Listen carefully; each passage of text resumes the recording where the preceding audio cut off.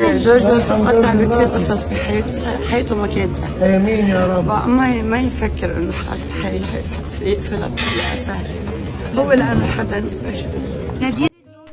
السلام عليكم ورحمة الله وبركاته. شاهد الفنانة اللبنانية نادين الراسي تنهار من البكاء في عزاء نجل جورج وسوف، وتتذكر أخيها الراحل جورج الراسي، وتتجاهل نادين الراسي بعد أسئلة المذيعين لها إذا جرح فراق أخيها رجع من جديد أم لا، رغم كل ما تفعله نادين الراسي على السوشيال ميديا، إلا أن جرحها وحزنها على أخيها مازال بداخلها.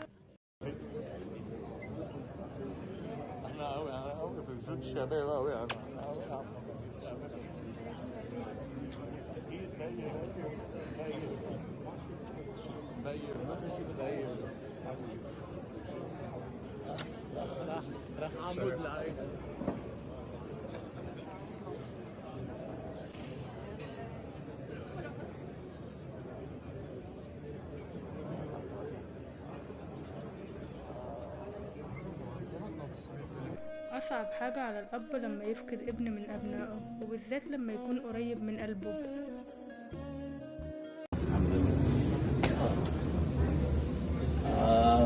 الحمد لله.